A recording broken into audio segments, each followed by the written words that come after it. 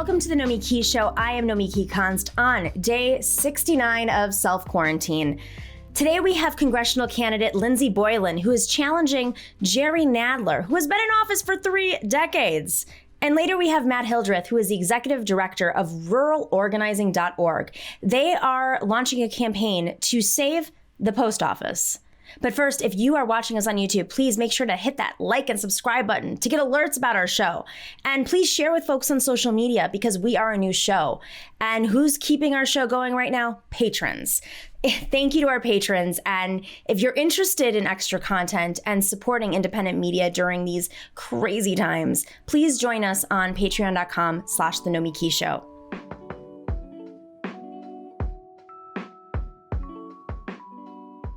Ostracism. Once a year, in ancient Athenian democracy, citizens had a choice to nominate and vote to expel people from their beloved city-state for 10 years. The initial idea was to create a democratic system to rid folks who threatened their democracy, but it quickly became a tool used to eliminate those with political differences. In essence, ostracism was a political weapon used to socially shun someone, and enemies would perform the art of the smear, which would spread through the masses like wildfire, becoming a campaign tool to rid challengers. The most notable was, of course, Socrates, who questioned and challenged groupthink, and ultimately he was sentenced to death after a controversial trial.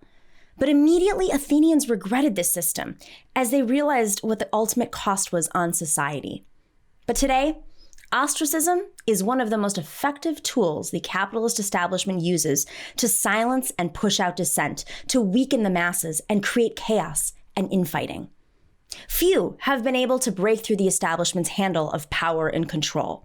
The Me Too movement, which has its own versions of ostracism in cancel culture, the Me Too movement unveiled the sick underbelly of the establishment, the lengths Hollywood and the political industrial complex will go to cover up the dangerous misogynistic system and silence, erase, and punish those who push back, speak out, or are just silent victims. But journalist Ronan Farrow became the unlikely vehicle that broke through the system. Farrow worked with several respected and award-winning journalists like Jane Meyer to break the Weinstein story, which ripped back the curtain on the establishment. And now, after a couple of years, the establishment is attempting to ostracize Ronan Farrow. Ronan Farrow, of course, the child of Hollywood society, actress Mia Farrow, and the very disturbed director Woody Allen. Ronan Farrow, who grew up privileged with the best schooling, graduating college at 15, and subsequently Yale Law School, and practicing human rights law. Before the age of 25, he had worked as an ambassador to the UN for the House Committee on Foreign Affairs and was recruited by the famed Richard Holbrooke to work on human rights in the Obama administration, focusing on civil society in Pakistan and Afghanistan. And then Secretary Hillary Clinton appointed him as a special advisor focusing on youth revolution, the revolutions of the Arab Spring. This was all before he was 25 years old. And then, of course, he shifted to journalism, which culminated in his recent Pulitzer Prize in 2018 for uncovering the Weinstein story. By all means, as a man who grew up around power, his path was welcoming to his hard work and his ambitions. And it gave him the space and access to be able to explore the stories many had heard for years about Harvey Weinstein behind the scenes. Until this week, when the New York Times media reporter Ben Smith decided it was time to poke at Ronan Farrow's reporting on Weinstein and Matt Lauer. Keep in mind, Harvey Weinstein has already been tried and convicted in a court of law. There are journalism standards, but then there are legal standards. And Harvey Weinstein is now universally proven to be a sexual predator and rapist. So why, after these convictions, would the establishment media decide it was time to publicly question Farrow's reporting, which uncovered the vast conspiracy of hiding Weinstein's assaults as long as he kept bringing in the money? Why? Could it be that the well-paid consultants who are representing Joe Biden want to poke holes in the narrative around believing women? Remember, the same PR consultants that work with Joe Biden represented Harvey Weinstein. The same PR consultants who pitch the media make money off of the advertisements that go on cable news. The same PR consultants who work with Hollywood agencies. The same agencies who listen to Weinstein and ended the careers of so many women who were his victims. The establishment is angered that Ronan Farrow, in his book Catch and Kill, exposed the lengths that the NBC executives went to cover up or look the other way when Matt Lauer took advantage of women. I want to be very clear. The establishment wants to make money. They want to protect their power. They want to protect their industries and bottom line, and they will stop at nothing to do so. There are no standards. They use standards as a rhetorical messaging tactic against enemies, but ultimately will even ostracize their own if their own questions or exposes them to violate these standards. The left knows this. We remember the McCarthy hearings and the blacklist. Despite what Ben Smith tries to argue in the New York Times, it is verified that NBC attempted to quash Ronan Farrow's reporting, exposing their star, Matt Lauer's behaviors. It is verified that Harvey Weinstein sexually assaulted dozens of women. Ben Smith tries to argue that Farrow's reporting style didn't meet his standards as a media critic, giving air to Matt Lauer's criticisms of Farrow's reporting. With all due respect, perhaps Ben Smith should focus more on the media infrastructure, punishing reporters for doing their work and not providing resources to cover big stories. But would we expect that from Ben Smith? Or is he just going to focus on clickbaity articles? You know, Ben Smith from BuzzFeed. Movement leaders, whistleblowers, journalists, victims, candidates, they're often erased, devalued, smeared, and ostracized so that the establishment can maintain their power and cover up their own problems. They will distract the public away from the real story, often exposing the abuses of money and power by challenging the style of the report or the credibility of the person reporting. But that is all a red herring. In court, if court were conducted properly and fairly, none of this would be admissible. Harvey Weinstein built an empire off of exploitation and exercising gross power over women.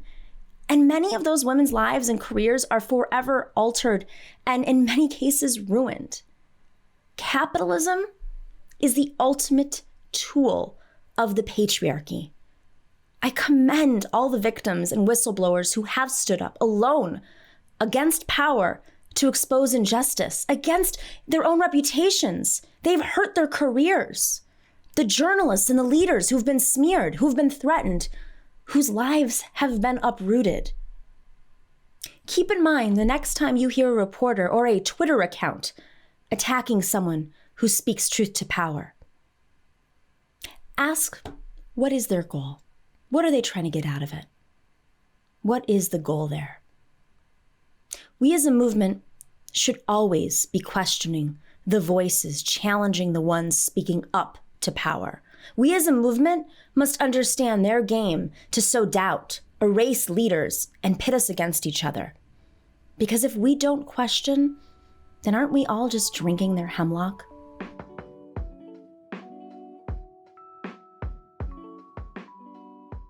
As you guys know, we are keen on amplifying candidates that are running grassroots campaigns against the establishment and giving them the attention that they deserve in the face of COVID. Because let me just remind you all, everyone who's running right now is running from home.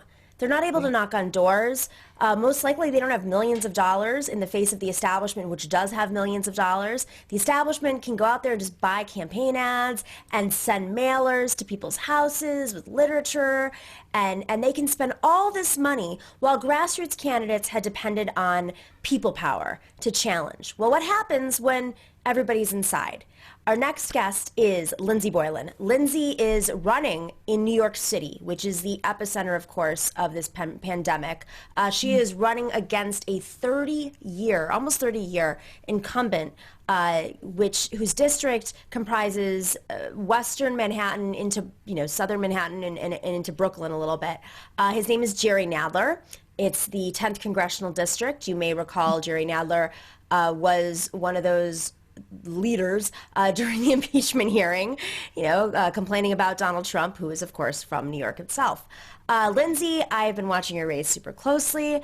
things got a little spicy this week. You've got a primary on June 23rd, and it looks like Jerry Nadler might be a little scared, and he was calling in some favors to, Absolutely. push into your progressive veritas. So how's it going? It's good. Everyone says, how you doing in this environment trying to campaign? And I would say government and effective government and actually helping people matters more than ever. And it's very clear that our leaders aren't doing that. So I feel like I have a real mandate to be running, and every day is a new circus. But it's all worth it. I mean, there's nothing I would be more honored to do than help our community recover after this particular moment in time. And so, it's different every day, and I'm sitting here in, my house campaigning, but it's worth it. It's worth it. New York has the highest income inequality in the country. And of course, things are likely to get worse after this crisis, this pandemic, in which so many wealthy have been able to afford to go to their second or third or how many homes they have. Yeah. The wealth is extraordinary in New York and in Manhattan especially. And working people are forced in many cases to continue to work. They're on the front lines, working people of New York. And, several, when you look at where in New York COVID has hit the hardest, it is in working class neighborhoods. It's in immigrant neighborhoods who, many folks live, there's several of them that live in one home. And so you'll see a household. That's sort of how this strip kind of lines up. And it's extraordinary to me that you have New York City and the representation in your district in particular that just hasn't changed for so long, when this income inequality took place under their watch. And yet they can go out there and say, oh, I'm progressive. I'm a fighter for you. Well, if you look at your district, I mean, I know, I as many people know, I ran for public advocate of New York, and your district has faced quite a shift in the last 30 years. Yes. How is it that this is just like people are brainwashed into thinking that the representation is there for them in New York? I mean, let's just start by saying every 2 years, only about 30,000 people reelect this man, and he's never had a serious challenge. And 30,000 people in New York City. Let's just make that very clear. Yeah. That's like a building. Yeah, exactly. And out of each congressional district, you're supposed to represent 750,000 people. And so we never have a fair accounting of what he's done, what he hasn't done, and what he should be doing. But I'll tell you what I know on the outset. This is tied for the most unequal district in the country. So we've got a fair number of the billionaires on that 100 New York billionaires list. And then before this pandemic, about 15% of our community was on SNAP benefits, and thousands of people living in substandard conditions in NYCHA. And NYCHA's the public housing for New York. Yeah, it's New York City public housing. Thank you. And you see that now in such a pronounced way, because I can't knock on doors, so I'm calling people in our community. And yesterday I was on the phone with a gentleman who lives down the street from me in Fulton Houses, and he didn't want to get off the phone because it was as if I was the first person who asked how he was doing. There has been no accountability in his building.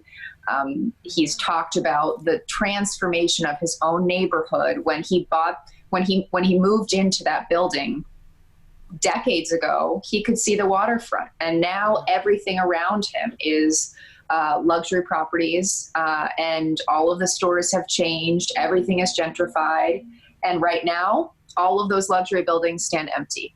And you see that at night in this district. You'll see entire buildings that have all the lights off, and you see the disparity. And yet when I talk to people, if they're in the city, they're struggling. They haven't received unemployment benefits, or the unemployment benefits aren't sufficient, or they didn't get enough money, or they're worried about their neighbors, and a lot of seniors on fixed income. And it's just totally unacceptable that this is the reality that someone who is apparently so powerful has produced. It took him 30 years almost to pass 3 pieces of his own legislation into law. And only one of those is substantive. The rest, the other 2 are symbolic. One is naming a building after the guy who died in office so he could get the seat. And that's the kind of stuff these incumbents do, because there's no accountability. There's no accountability. And unfortunately, the Democratic Party of New York is at the heart of that lack of accountability. So it's interesting. You're talking about these empty buildings. We've talked about this offline. When I ran for public advocate, it was really to be a check on real estate, the real estate developers who had been getting huge tax write-offs for decades. And it actually started under Trump. Trump got the sweetheart deal that was actually very controversial and illegal at the time. But he was able to get it because his father, Fred Trump, was such a big real estate developer and had influence and a large donor to the mayor and the governor of New York at the time, who were both Democrats. And there was this committee that was supposed to oversee, these types of deals, and it wasn't going to pass. And because of his father's donations, they pressured him, and they basically pressured all of the committee members, their positions, if it wasn't approved. And so that set the pattern of these real estate incentives, giving developers huge tax breaks to build these big buildings. But now there's this whole other element. You talk about income inequality, and I remember that, and the buildings being empty. I remember that New York Times article showing the empty buildings that were bought up. Yeah. And a lot of them are foreign oligarchs. And I ask you this question because they're using the real estate to store their cash because it's safer than banks in their countries who might seize their assets if they're, maybe shady dealings. And so this is happening in your district. I mean, it is the epicenter, at least in New York, your district and on the Upper East Side and maybe some downtown, for these types of deals. And yet you have Jerry Nadler, who is supposedly the Mr. Anti-Trump, who has never checked any of these deals. Trump's the architect of them. Well, and he's actually, even going back to when he fought to be head of the judiciary, there were a few people who've been in the judiciary for a similar amount of time. And he made the case that he had beat Donald Trump, and he had really held real estate development interests accountable in New York. But you don't have to look very far across the west side of Manhattan to see how much of a failure that has been, to see it not only, I think most pointedly in terms of Hudson Yards. And I understand that some of these projects, these massive scale developments, are really in partnership with the city and the state. But you can't be a leader and really one of the most powerful people in the state and in the city and not use that to push back against this endless parade of constantly building and looking at the programs that incentivize just doing that, EB5 funding, all sorts of programs that are supposed to and incentivized to help economic development, but really it's just been a runaway train for real estate interests, especially in the city. And because, as we know, our state is largely and has been really, just controlled by a lot of real estate interests and real estate money, the congressman should have played a role in being above that and really pushing back for all of this time. The kind of work we need, the kind of money we need for development is around affordable housing. Right. It's around supportive housing. It's around senior housing, because 1 in 5 people by 2030 is going to be a senior in this community. And that is a community that is on a real fixed income. And especially right in Congressman Nadler's neighborhood on the Upper West Side, that's a real challenge. And we haven't done anything to prepare for that. We haven't done anything to prepare for the future for public housing. We haven't done anything to prepare for supportive housing or workforce housing. Forget we used to be a city and a state and a nation that actually thought about how we support working families. We just don't do that anymore. And if he's so powerful, if he has so much, juice in DC like he says he does, why hasn't he acted on any of these issues? Right. Is it because he's not as powerful, or is it because he just hasn't had to do anything about anything for a long period of time? And I think it's either one isn't an answer that's acceptable to keep your seat at this point. Well, he's gotten away with it. And the other side of it is most New York lawmakers, almost all of them, from local to federal, take real estate developer money. And they're afraid. I mean, listen, I know. They're afraid of the developers because it just, when you pull back that curtain and it uncovers a lot of history in New York, a lot of racial history, and it covers a lot of very interesting deals with, covering for strange money from foreign governments and foreign folks, and it's a risky business. And so I think what's just so jaw-dropping is that in the face of Trump, which is so clearly a presidency of transaction, and for Nadler, who likes to point fingers at Russia, you'd think that he would just maybe have a few conversations about real estate going too far, because it is too far. And after this crisis, we know what's going to happen. We know that working people aren't going to be able to afford their apartments. They're already doing it. They're already, not able to pay for their rent, and they're going to, have to move out of the community. And it's distressed assets up for rich people so they can buy up apartments. And it's an utter tragedy to think that the people who got us here are going to be able to solve this problem.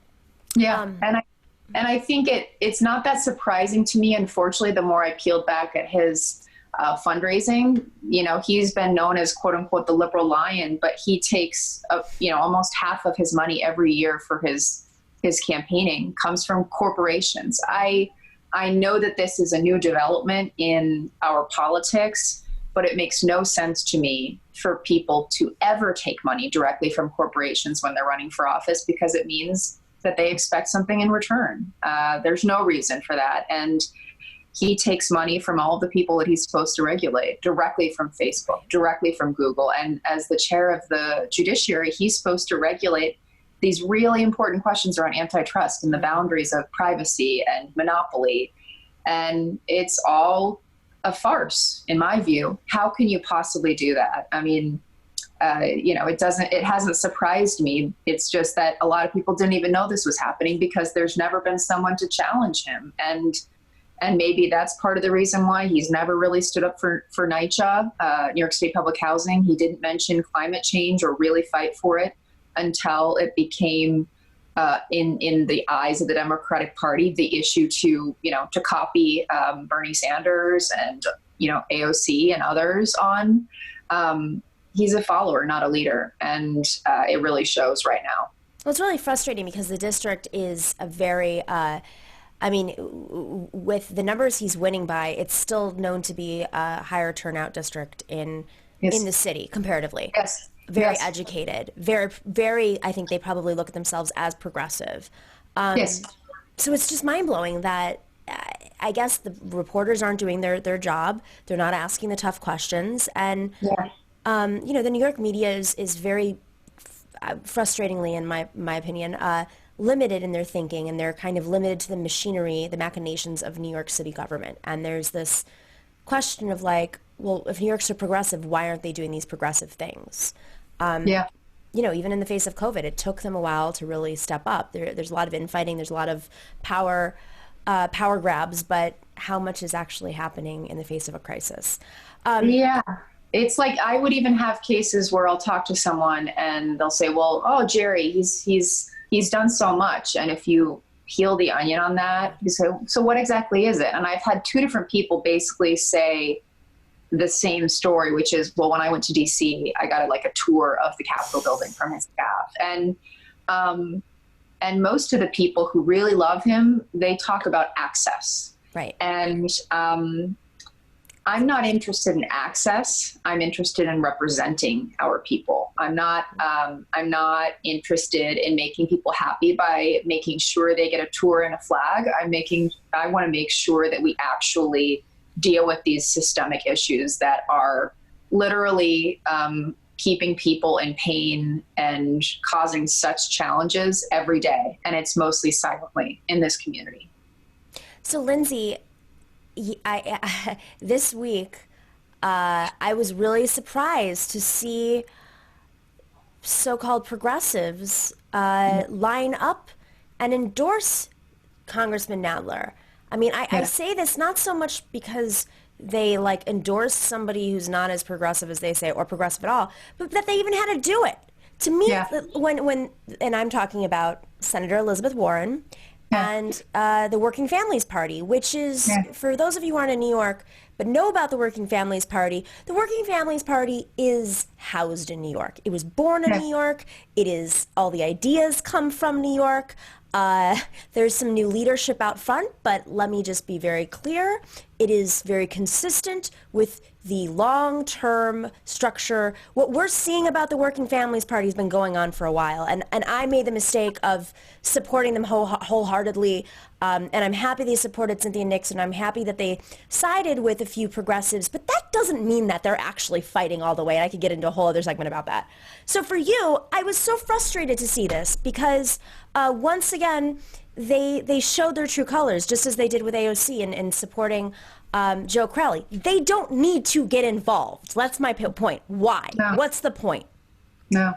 And I think in both cases, one of the things that shocked me the most is that I would have loved if they were going to engage either Working Families Party or Elizabeth Warren, I would have really appreciated the opportunity to at least interview. To me, if you are a national, no. And in fact, in the case of the Working Families Party, I had made several overtures to them about, meeting, having an interview, all of it. And then I just read about their endorsement. And in the case of Elizabeth Warren, in both cases, they have been strategic, especially in the case of Elizabeth Warren. I think that was ultimately something that she was asked to do because he's weak. And it's absolutely kind of clear to me because she only in this lineup endorsed a few congressional races. And this was one of the few males. And it was also, I think, the only one that has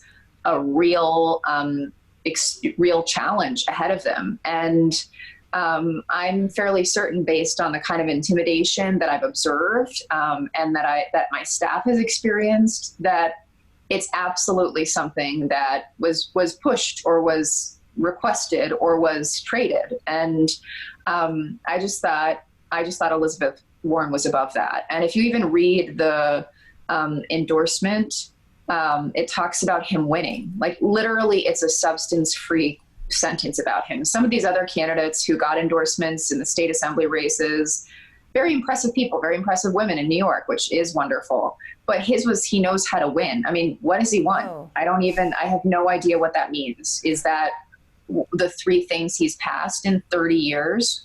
Naming a building after the guy who died in office? Is it him being replaced by Adam Schiff as lead impeachment manager to make the case, the most important case in this moment in time, which he was replaced by?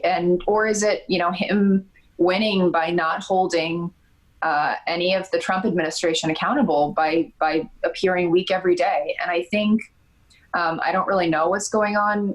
I've always been, I don't want to say fan, but I've always admired Elizabeth Warren. And I think just the process for that, given how much she herself has emphasized the importance of elevating the next generation of women leaders, how much I've thought of that message, how much I've conveyed it to my daughter, the Pinky Promise stuff. We did that when Pompeo made fun of her for that. We commented on it when people have given her a hard time, or, AOC for supporting a particular initiative. I've, stood in her defense. But I think, listen, at the end of the day, if I had to take a message away from it, he's really afraid, and he had to call in some major favor to make that happen. And I know a lot of my supporters will be listening and watching, and that's because of you guys. That's because of everyone who is really helping us and making it possible for us to win. And I think at the end of the day, as painful as it is to see someone that you've admired kind of make a decision that you think is not only not good for you, but more broadly, less than ethical, personally, in my view, it's a good sign for our ability to win this race. Because, man, he had to trade a favor in for that. Right. He had to call in the big yeah to lean progressive. Yes. Lindsey, we just lost your screen for a second. There you are. Do you see me? Sorry. Yep, it's okay. So, let's talk a little bit about you and why, your background, why you decided to run. You've been involved in New York, and you've been involved politically, and you've definitely, it seems to me that like going through this process, as I think this happens to a lot of folks, the process of running as a challenger like radicalizes us, frankly. Oh yeah. Yeah. Can we talk about the radicalization of Lindsey Boylan? Yes. Well, it also fits. I fell in love with politics when I moved to Northern Virginia from Southern California. My dad is a Marine, and he got an opportunity in Northern Virginia. We moved. I was as sort of quirky as I am now, but in high school that isn't a good, it's not a great look for some teenage girls. So I found my place going to Capitol Hill and, cutting class and listening to congressional hearings. So super cool. And I fell in love with it. I admired Hillary Clinton, who had just become senator. I ended up going to Wellesley College, where she went. I was a political science major. I worked all 4 years as a student worker in the political science department. I am a lifelong Democrat. Mm-hmm. And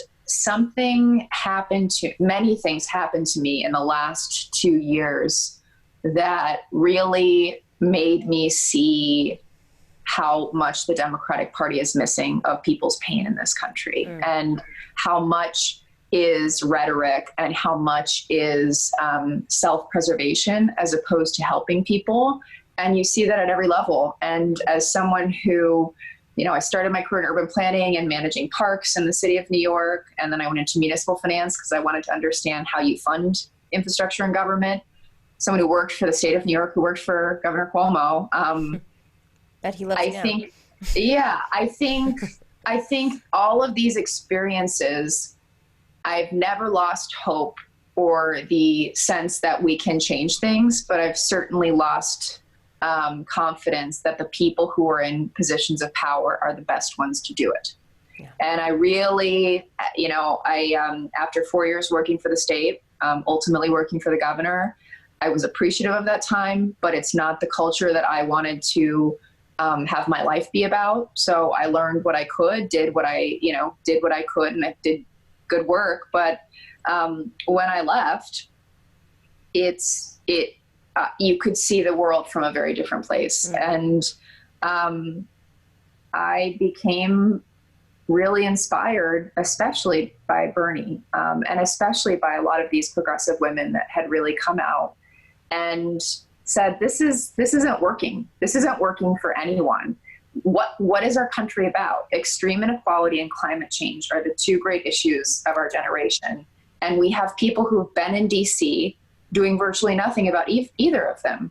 And I was really inspired. And then I kept seeing how the local systems would just perpetuate a bunch of, frankly, older white men keeping the same seats forever, and how every part of the political establishment would just reinforce that. And it pissed me off, because when I was growing up, I thought someday I'll get to be in those rooms where decisions are made, and I'm going to change it so people don't have really bad life outcomes like I'd even seen in my own family or, friends of family. And then I realized, as hard as I worked, and I felt like I was in the rooms that mattered ultimately, there was still a whole nother layer of who really makes decisions and for whom they are made, and how you decide what is important and who is important. And I think we've been going about it the whole wrong way for quite some time in this country, and especially the Democratic Party. So I have to ask you, there's a couple people who've done this. They were Cuomo, working in Cuomo's office, which is the governor's office. We have to be clear, that's the state. So he controls every aspect of the state, who've since flipped on Cuomo after working for him. So can I ask you about your experience? Alessandra Biaggi also has this, and she's, in the Senate now, at war with him. I mean, they battle it out. And I think it's very hard for people to understand how sometimes the system really does radicalize you when you get to know people. Yes. Yeah. After 4 years, I was probably the most senior and only senior staff member with a young kid, a mom with a young kid, at least. And I would wake up at 3 a.m. on Mondays when necessary and drive up to Albany so I could put my kid to bed before the night before. And at the end, I found there's nothing that's too hard for me to do. I seek out things that are hard. But the culture where you are is a representation of what you're about. And I ended up really in the last year having a very hard time with it. And so ultimately I just didn't want to be there anymore. I mean, I do think that there was some really good work. I oversaw the state's recovery work in Puerto Rico after Hurricane Maria. A lot of the important work we did trying to diversify the state's economy, which is going to be really important now. But I hated the culture of the administration. And I knew that if I wanted to stay passionate about this world that I love so much and that feels like my calling, I had to make it up as I go. And I have a campaign manager who's a mom. I have a communications director who's a mom. Most of my staff is women. And I'm not saying it's only women, but I wanted to have a place that reflected the kind of the world and the kind of much more diversity of experiences that I wanted to see. And I'm very critical of the governor on Twitter. I'm very critical of some of the decision-making that I see now, particularly with the budget cuts and who is going to be hurt the most, which is never the people who should bear the brunt of our budget cuts, our kids' education system, all of it. And I just said enough. And it's been really freeing because you spend so much of your time learning all the things you can to be useful. And now I think I'm at that point in my life where maybe I'm unlearning some things because I don't have to take that system just because that's how and who is in power. And I think the era of a few strong sort of machines isn't going to cut it. It's not going to produce anything good for people, for New Yorkers, and especially for people who've been left out of power for a long time. And I just, I'm so excited for things to change. And I have been welcomed with open arms to the progressive movement. And it's about responding to people's pain points and finding solutions to the real problems in real people's lives. And I'm never going back. And I think the country is going to change to reflect that. You wonder how quickly we're going to have Medicare for all. You wonder how quickly we're going to have true housing as a human right and how we will deal with that. But it's going to happen. And I think that our district, especially, as you mentioned, is a progressive district, and people want the best for their neighbors and they want the best for themselves and their kids. And they're not getting it right now because it's extremely unequal. And so many people in your district, you talked about the Upper West Side, have been there for generations. And so they remember in New York. I mean, I came across that all the time when I was campaigning up there. So many folks say, this just isn't the New York that I remember. I don't, they're, like you said, the views of out their windows have changed. There are glass towers all around and the community stores and that culture. When you remind people of those stories, when you remind people about what, I'm not saying New York was ever perfect, definitely wasn't, but there was a community at least to it. It wasn't a bunch of Chase banks and we're losing that retail. I mean, the Upper West Side. I mean, I came originally to New York and got engaged in urban planning because I was inspired by Jane Jacobs, and she talks about the life of New York, and she was a great fighter in our community in this district. And the loss of all our small businesses, our retail fronts didn't happen overnight. The giveaways for huge conglomerates like Related and the like didn't happen overnight. And that's why I get really pissed, and we should all be pissed because there's been so much of a mirage put in front of who's responsible. We see that now even with the mayor and the governor and the federal government. Everyone wants to say someone else is responsible. Well, we all have to be responsible for the future.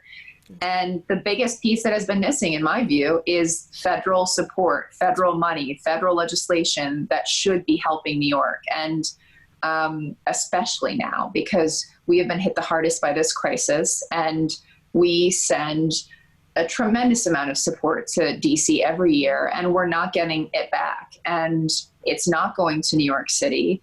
And it's not going to our kids. It's not going to our seniors. It's not going to our most vulnerable communities that need to have top billing in our decision-making.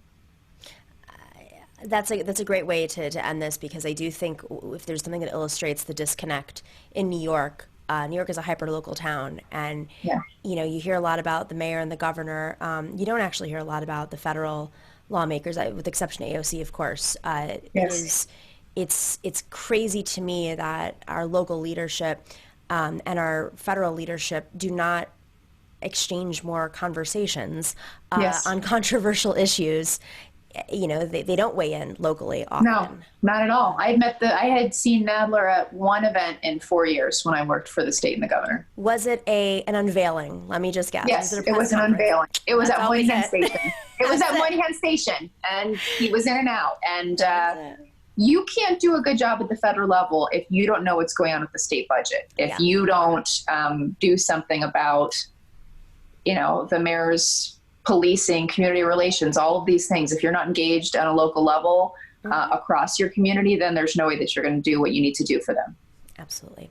Lindsey, you have a race coming up on June 23rd. That is the primary. It still is taking place. Yes. It's a very complicated voting system. Do you want to explain that to everybody and how they can help out? Yes. So we need all the help we can get. LindseyBoylan.com. You can learn more. You can sign up to volunteer, phone bank, text bank, all of it. Support us in any way. And this particular primary cycle, because of COVID, people are going to be able to vote absentee.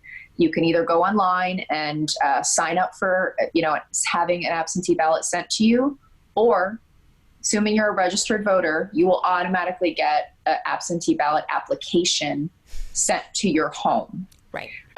If you're somewhere else, you can say you've got to pick it up, or online say, please have my ballot sent here. You will be able to vote absentee that way. You will also have an extended period, 9 days, to vote in person, because in the last year we changed the legislation at the state level, so you can not just vote on election day, but you have a more, extended period of time to actually go in person. And then you can, of course, vote on election day. But we want to make sure people are staying home if they can.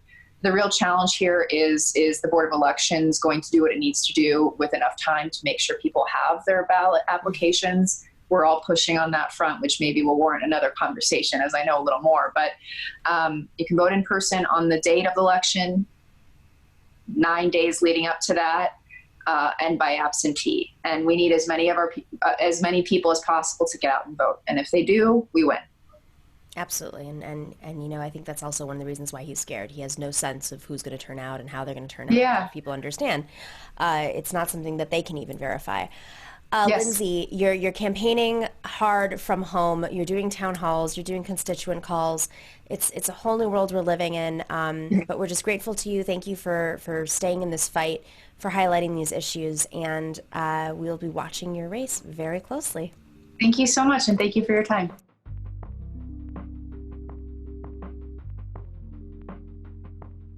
Thanks for watching. Support the Nomiki Show on YouTube by clicking subscribe, like, and sharing. And patrons, you guys make this show run on time. Thanks to all of you who have joined our community already. If you like our content and you want more, from special segments and interviews and merch, you can join us for as low as $5 a month on patreon.com/The Nomiki Show.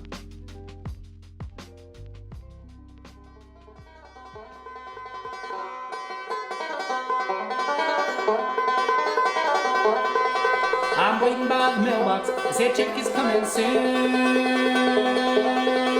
$100 easy paying and pay a bill or two. But none raid will come my way unless I take a stand. The U.S. Postal Service direly needs helping hand. Why does Donald Trump hate the most popular government agency? Seriously. This is the most popular government agency right now when government is never really that popular. I'm talking about the Postal Service. The big, mean Postal Service guys who are always preying on us. Well, that's what Donald Trump thinks. He has pretty much declared war on the Postal Service. And as a result, a coalition of big business that progressives are normally at war with, like Amazon, have declared war against Donald Trump's attacks on the Postal Service. It is a very complicated situation. But ultimately, supporting the Postal Service has always been bipartisan.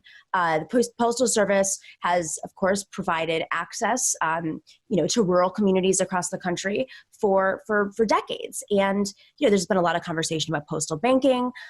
It really comes down to, do you believe in our government or do you not? Donald Trump has recently appointed a crony, though, shocker, to be the head of the Postal Service. We're talking about one of Jared Kushner's frat friends. I kid you not. I wish we could make this stuff up. It's, it's getting out of control. But the Washington Post reports that President Trump's attack on the U.S. Postal Service, which is, of course, the most popular agency in federal government, just took a giant step forward. A top donor of President Trump and the Republican National Committee, who sits on the campaign and the convention committee for this election cycle, no conflict there at all, also a former frat friend of Jared Kushner, will be named the new head of the Postal Service, putting a top ally of the president in charge of an agency where Trump has long pressed for major changes in how it handles business.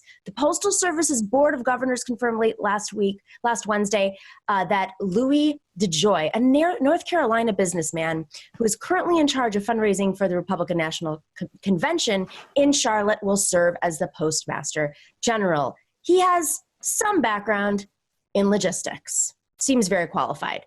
But what does that indicate? I mean, what does that indicate for where we stand in the middle of COVID?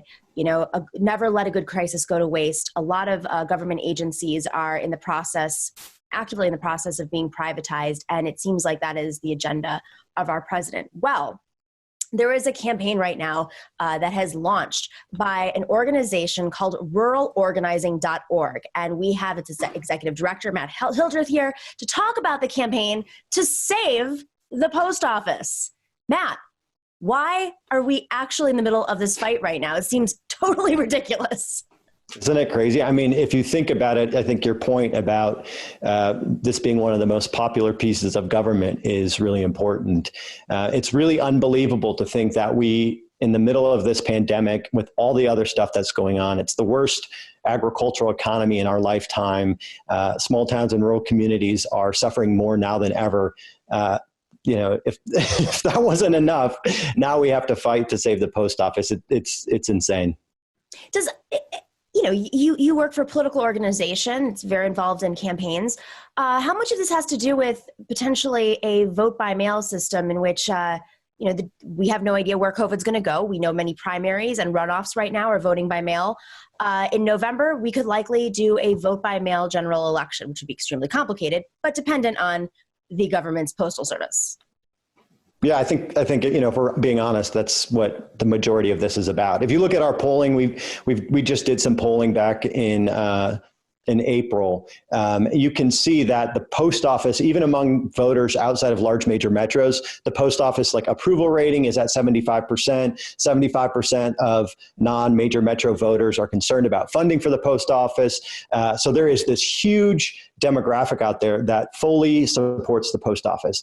Now, this other 25%, it's interesting to see what they're saying about the post office. And they seem to be tying the post office to vote by mail, together directly. And I think that that's what a big piece of this is about. And from my perspective, voter suppression, which is these tactics to defund the post office, is a form of voter suppression. That is voter fraud. And so I think we need to be very honest about what's happening here. I mean, Ben Shapiro tweeted something out that was false, straight up false, saying that, some number, I'm not going to quote what it was, of vote, mail by vote is fraud. And then when he had a screenshot of some piece of literature that was sent to a household, and it was an application to several members of the household for vote by mail, not the actual vote by mail form. And so, clearly they're drumming this up from all different angles of the right wing right now to make sure that 25% number grows in time for the election. So can you just tell me a little bit about what the significance of the post office is for rural communities in particular? Yeah, I mean, it's hard to state the significance of the post office. I mean, the first thing that I was taught to memorize as a kid was my address, which was rural route 4, box 286, and that rural route number goes back to like the 1800s when rural advocacy agriculture organizations, the National Grange back then were fighting for rural free delivery. And so this idea of rural people having access to the post office is very fundamental to, who we are as rural people. And I think that's where we saw such an outcrying of support. We've been doing campaigns for years, and, we get excited about 60 or 70 or 80,000 people taking action with us. And when we launched this campaign in partnership with MoveOn.org to fully fund the post office, we are over 400,000 people taking action right now. So the public support is seen in our polling, but also in our advocacy efforts as well. You live in a red state, South Dakota, am I right? I'm in Ohio now, but I grew up in South Dakota. Okay, from South Dakota. Both red states, regardless, both have rural communities. These states are Republican, but again, they're representing communities that are dependent on the Postal Service. So are you finding bipartisan support even from some of the most conservative lawmakers right now? It's interesting because Donald Trump can move partisan numbers, right? Like as soon as there's bipartisan support for the post office for years, and then all of a sudden, Trump sort of ties the post office to Democrats voting, and you start losing some of that support among his base. But outside of that, I mean, elected officials, it's hard to say. Who knows what Republicans think now, if they ever think something different than Donald Trump, because they'll never say it. So as far as I am concerned, Republicans agree with him because I haven't heard anything else. But in terms of voters, yeah, I would say a good chunk. I mean, 60% of rural people consider themselves to be conservative or moderate, and yet 75% support the post office. So there's no way that there isn't a huge or a large chunk of rural Republicans that support the Postal Service.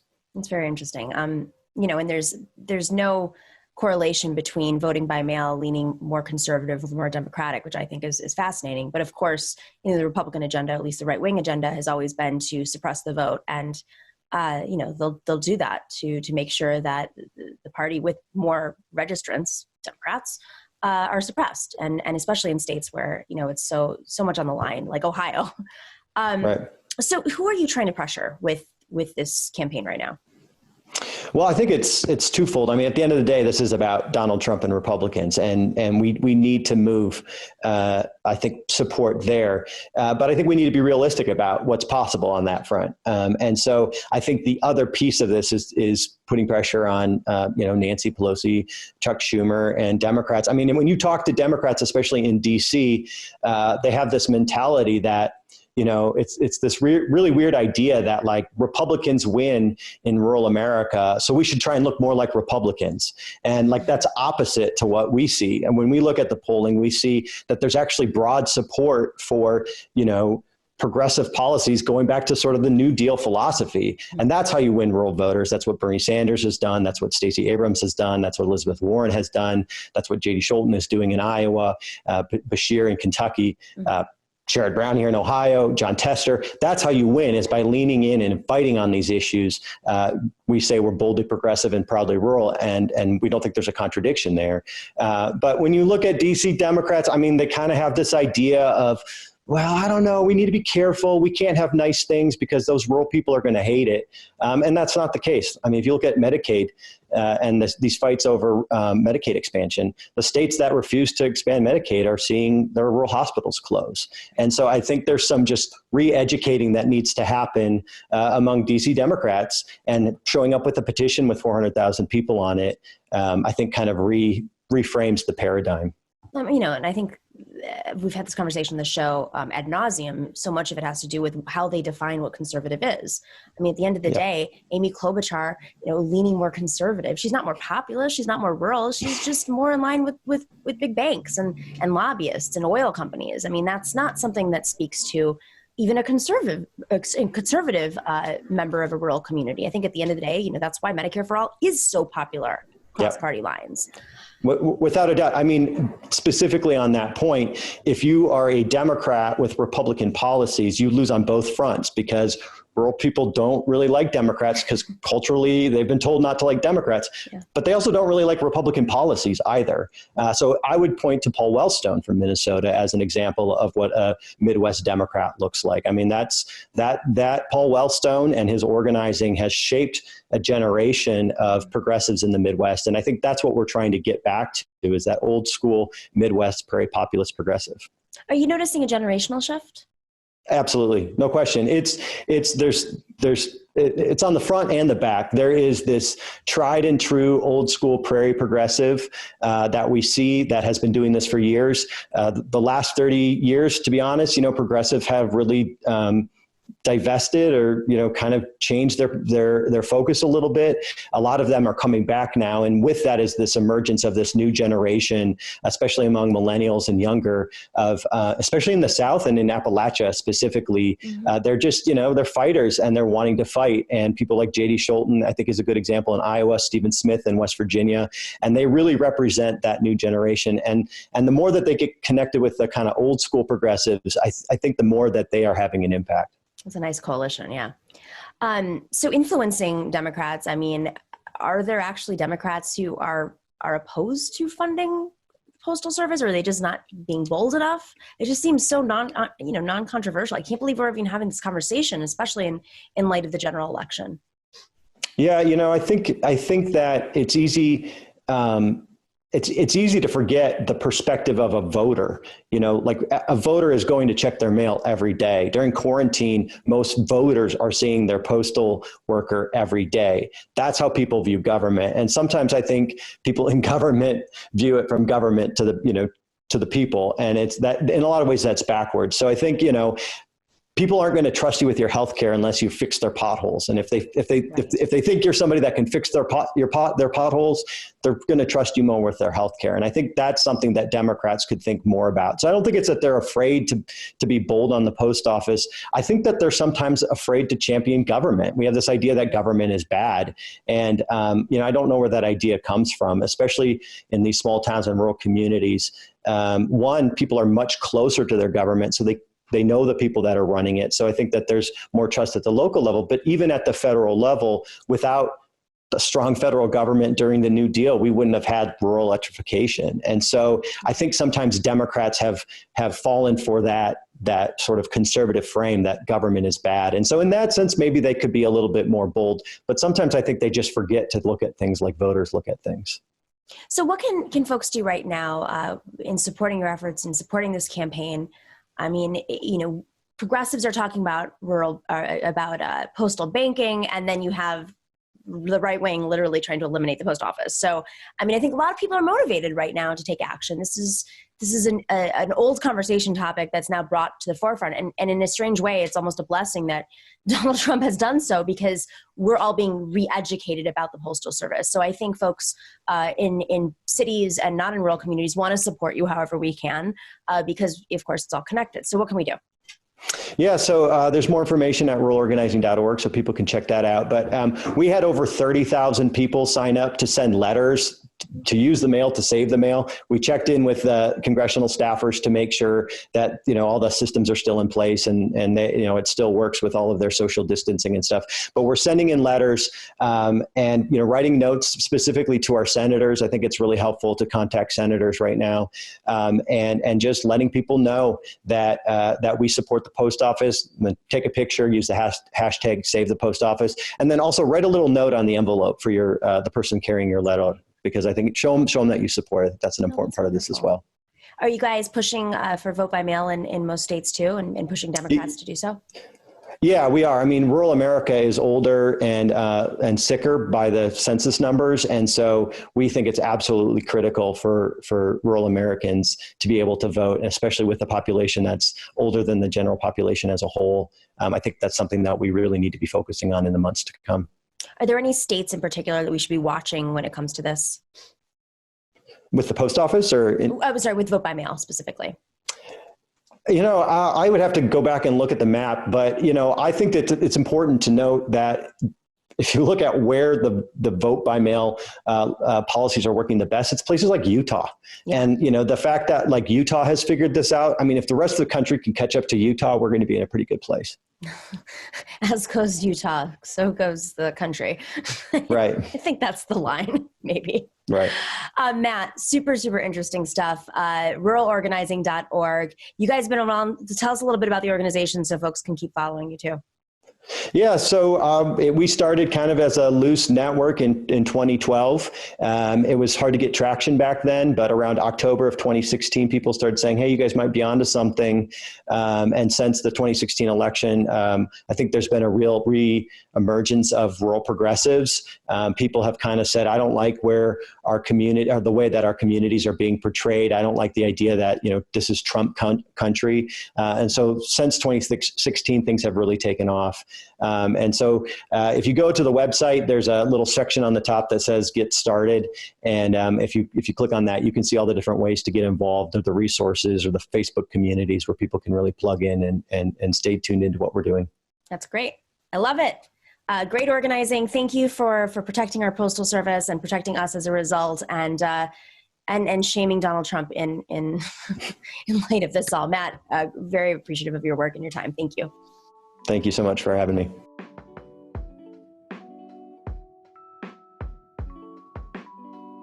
Thank you to Lindsey Boylan and Matt Hildreth, as well as our producer Dorsey back in New York. Don't forget to tune into our live streams on Tuesdays and Thursdays at 8 p.m. Eastern on YouTube. I am taking your questions. Have a wonderful week. Stay healthy, stay safe, and we are so grateful to you.